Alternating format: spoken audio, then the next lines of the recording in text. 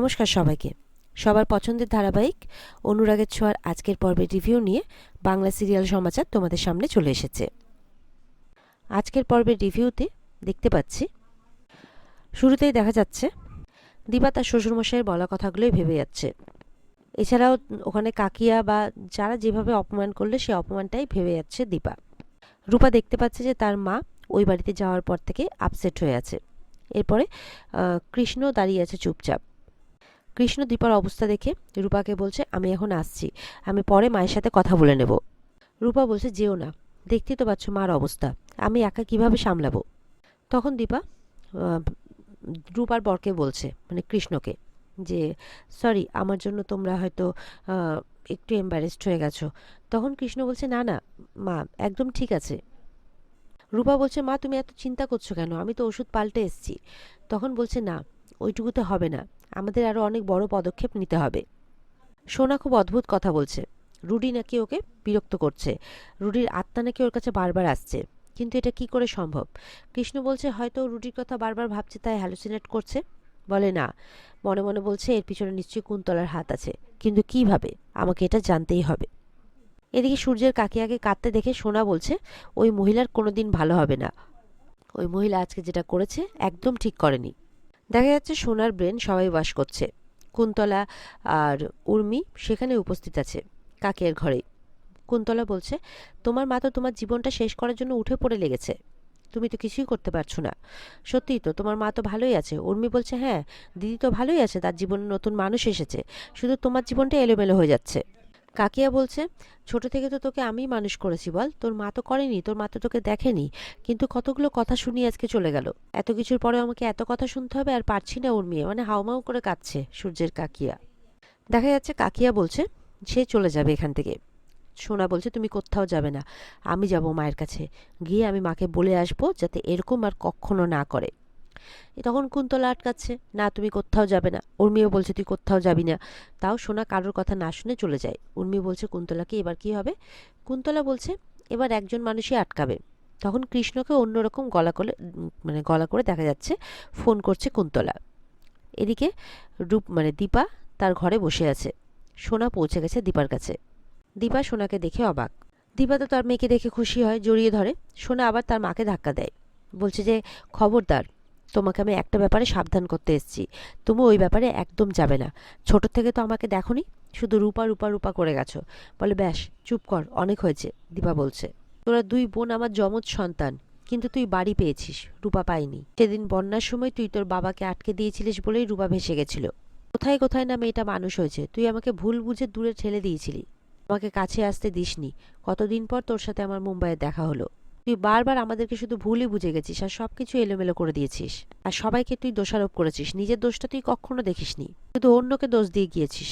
যে শোনা, অন্যকে দোষ দিয়ে সেই মুহূর্তে জিত হয়, কিন্তু তাতে শান্তি পাওয়া যায় না, আর সেই অশান্তি তোকে কুড়ে কুড়ে খাচ্ছে। বলে, আর রুডি, তাকে যে তুমি শেষ করে দিয়েছো। বলে, হাজবেন্ড, কিসের হাজবেন্ড, স্বামী শব্দটা অনেক বড় শোনা। আর রুডি স্বামী হিসেবে কি করেছে, তোকে ট্র্যাপ করে বিয়ে করেছে, আমাদেরকে শাস্তি দেবে বলে ওর মায়ের সাথে হাত মিলিয়ে তোকে অত্যাচার করেছে, তোকে চাপ দিয়েছে, তুই এইভাবে নিজেকে শেষ করছিস। তুই মান আর না মান শোনা, আমি তোকে রুডির হাত থেকে মুক্তি দিয়েছিলাম, তুই পারতিস নতুন করে জীবনটা শুরু করতে, কিন্তু তুই করিসনি, আর তুই ওই কুন্তলাকে মা বলে ডাকছিস। সোনা বলছে, বেশ করি। তখন দীপা বলছে, না, এটা করা যায় না সোনা। সোনা বলছে, আমার জীবনে আর কি আছে মা, বলো, কিচ্ছু নেই। বা তখন সোনাকে আগলাচ্ছে। সোনা কিন্তু এখন শান্ত হয়ে গেছে, তার মার কথা শুনছে। তোর মা আছে, বোন আছে, বাবা আছে, সবাই আছে, আর তুই এরকম পোশাকে কেন, মাকে শাস্তি দিবি বলে? জীবনটা অনেক বড় সোনা, এরকম করতে নেই। এই বলে সোনাকে আবার জড়িয়ে ধরছে। সোনাও তার মাকে ভালোবাসছে। রূপা এসেছে, বলছে, এ কি হিংসুকুটি, তুমি এখানে? তখন রূপাও এসে তার মাকে জড়িয়ে ধরে। সোনাও জড়িয়ে আছে। দীপা বলছে, আবার সব ঠিক হয়ে যাবে, আমরা আবার সবাই একসঙ্গে থাকবো। সোনা বলছে, আবার আগের মতো? দীপা বলছে, হ্যাঁ মা, আবার আগের মতো, মা সব ঠিক করে দেবে। সোনা বলছে, সত্যি মা, তুমি সব ঠিক করে দেবে, আমার আর কোনো কষ্ট থাকবে না মা। দীপা বলছে, না। এরপর সোনাকে বসিয়ে বলে, তুমি কষ্টে থাকলে আমি ভালো থাকতে পারি সোনা? যে তুই বুঝিস না, তোকে আর তোর বাবাকে এই মিথ্যে জাল থেকে বের করতে না পারলে আমি ভালো থাকবো না সোনা। সোনা আবারও মা বলে দীপাকে জড়িয়ে ধরে। এইসব দেখে রূপা হাসছে, খুশি হয়। তখনই কৃষ্ণ আসে, যে মা সব ঠিক আছে তো, আমি একটা দোকানে গিয়েছিলাম, ফোন এলো তখনই হঠাৎ করে। কৃষ্ণকে দেখে সোনার আবার পুরনো কথা মনে পড়ে যায়। সোনা বলছে, ও এই তোমাদের খারাপ থাকা, হ্যাঁ ভালোই তো আছো মা, তুমি তোমার মেয়ে আর জামাইকে নিয়ে তো ভালোই আছো, তার মানে কাকিয়া আর সবাই ঠিক বলছিল। রূপা কিছু বলতে এলে বলছে, এই তুমি একদম চুপ করো, তুমি যথেষ্ট সুখে আছো, খালি তোমরা আমার সামনে এসে নাটক করছো। কৃষ্ণ বলছে, তুমি ভুল ভাবছো, আমি আর রূপা একসঙ্গে থাকি না। কৃষ্ণকে তখন এক চর কষে মারে সোনা। এটা দেখে রূপাও রেগে যায়। সোনা বলে ওঠে, সোনা বলছে, তোমার জন্য আমার জীবনটা ছারখার হয়ে গেছে, শেষ করে দিয়েছো তুমি সব। দীপাও সোনা বলে চিৎকার করছে। কৃষ্ণকে আবারও চর মারে সোনা, বলছে, তোমার জন্য, সবকিছু তোমার জন্য হয়েছে। দীপা আর রূপা এগিয়ে গেলে কৃষ্ণ বলছে, না আপনারা আসবেন না, ছোট বোন দাদাকে ভুল বুঝে যা খুশি তাই করুক, আপনারা আসবেন না। দাদার উপর রাগ করে যদি দাদার গায়ে চরও মারে মারুক, কিন্তু আপনারা আসবেন না। কৃষ্ণ বলছে, তুই আমায় মারবি তো মার, মেরে শান্তি পা, মার। সোনা বলছে, দাদা। বলছে, কিসের দাদা, কিসের বোন? কৃষ্ণ বলছে, বুঝতে পারবি।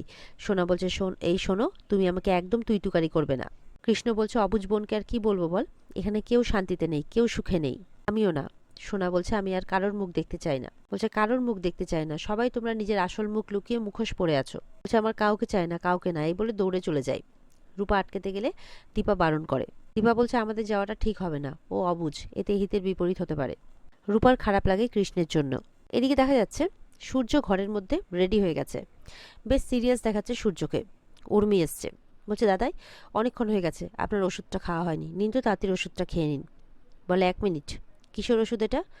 উর্মি আমতা আমতা করছে, বলে, মানে দাদাই? বলে, হ্যাঁ, এটা কিসের ওষুধ তুমি আমাকে দিচ্ছ? আমার ওষুধ না, আমার তো জানা উচিত কি প্রবলেম হচ্ছে আমার, কিসের জন্য এটা ওষুধ? বলে, ডক্টর আপনাকে এটা খেতে বলেছে। বলে, তাই? তো কিসের প্রবলেমের ওষুধ? মনে মনে বলছে, বাবা দাদাই তো এরকমভাবে জিজ্ঞাসা করে না। সূর্য বলছে, মনে হয় নিউরোলজিক্যাল কোনো সমস্যা হচ্ছে আমার, আমি ফিল করছি, কিন্তু বলছে, বাবা এত কিছু বুঝছে, নিশ্চয়ই কোনো সমস্যা হচ্ছে। না, আমাকে তো দেখতে হচ্ছে ব্যাপারটা, কয়দিন মাঝে ওষুধ খাইনি তাই জন্য নাকি? তখন আবার সূর্য বলছে, কি হলো বললে না তো, এটা কিসের ওষুধ তুমি আমাকে দিচ্ছ? বলে, দাদাই আপনি তো অসুস্থ। বলে, অসুস্থ কই, আমি তো ফিল করছি না অসুস্থ আমি।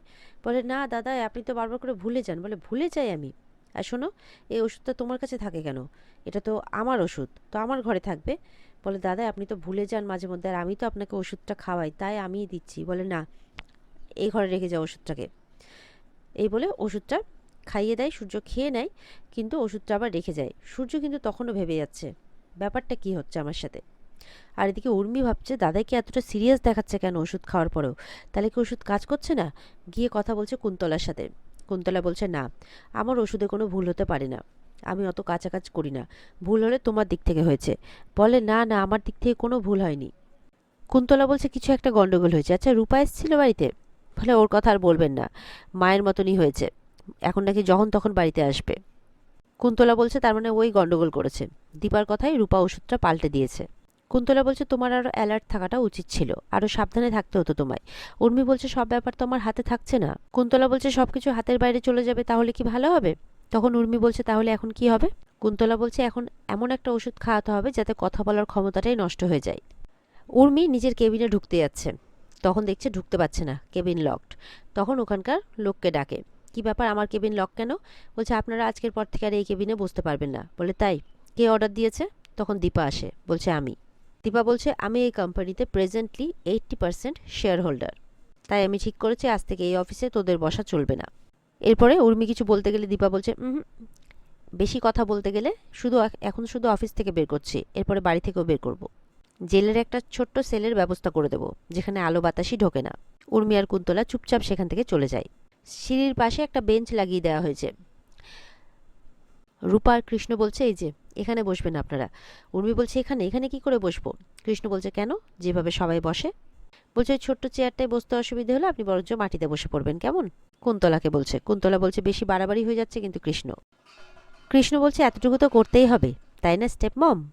যে সোনাকে আপনি নিজের মেয়ে বলছেন, সে তো এতটা কষ্টে আছে, তার জন্য আপনি এটুকু কষ্ট করতে পারবেন না? কুন্তলা মনে মনে বলছে, খুব বার বেড়েছ না, দাঁড়াও সব কিছু জবাব দেবো আমি, সব কিছুর।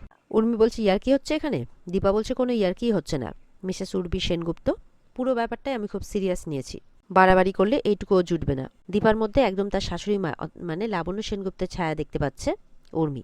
রতনকে বলে দিচ্ছে, মানে ওখানকার কেয়ারটেকার, যে এখানে কাউকে কোনো কিছু সার্ভ করা হবে না, যার যেটা প্রয়োজন সে নিজে গিয়ে নিয়ে আসবে। আমি বলে দিলাম, কথাটা যাতে মাথায় থাকে। যারা একটা বাড়িকে ছারখার করে দিচ্ছে, একটা কোম্পানিকে ডকে পাঠিয়ে দেওয়ার চেষ্টা করছে, একটা বাচ্চা মেয়েকে অনাথ আশ্রমে রেখে আসতে পারে, তাদের এর থেকে বেশি আর কিছু জোটা উচিতই না। দীপা বলছে, আমার প্রবলেমটা হলো আমার মধ্যে এখনো দয়া মায়া আছে, না হলে তো তোমাদের। এই বলে সবাই ওখান থেকে চলে যায়। উর্মি বলছে, দিদি আমার সাথে এরকম কি করে করতে পারলো? কুন্তলাকে বলছে, আপনার দাঁতে এত বিষ, আপনি কিছু করতে পারলেন না? বলে, তুমি বোঝো তোমার প্রবলেম। বলে, করবো তো, এবার এমন কিছু করবো যে বুঝতে পারবে। কুন্তলা উর্মিকে আরো বেশি করে উস্কে দিচ্ছে। এদিকে দেখা যাচ্ছে সূর্য তার কেবিনে বসে কাজ করছে। সেখানে ঢুকে পড়েছে উর্মি আর কুন্তলা। সূর্য এখনো খুব সিরিয়াস ভাবে বসে আছে, কাজ করছে। উর্মি বলছে, দাদাই আছে এখানে, আমাদের মুখ্য অস্ত্র। এবার দীপা সেনগুপ্ত বুঝবে কত ধানে কত চাল। এত সহজে ছেড়ে দেবো আমি? উর্মি বলছে। এরপরে উর্মি কোনো কিছু বলতে গেলে সূর্য বলছে, তোমার সাথে আমি পরে কথা বলছি উর্মি, আগে আমি ওনার সাথে কথা বলি। তখন দীপাকে বলছে, আমি এই ডিলটা করতে পারছি না ম্যাডাম, সরি। দীপা শুনে অবাক হয়। আর এখানে আজকের পর্ব শেষ হয়ে যায়। তো বন্ধুরা, এই ছিল আজকের পর্বের রিভিউ। ভালো লেগে থাকলে পর্বকে লাইক কমেন্টে জানাবে, আর আমাদের সাথে জুড়তে আমাদের চ্যানেলকে সাবস্ক্রাইবটা অবশ্যই করে দেবে। পর্বের বিস্তারিত দেখতে স্টার জলসার পর্দায় চোখ রাখবে। দেখা হচ্ছে আগামীকালকে। সবাই ভালো থাকবে। টাটা।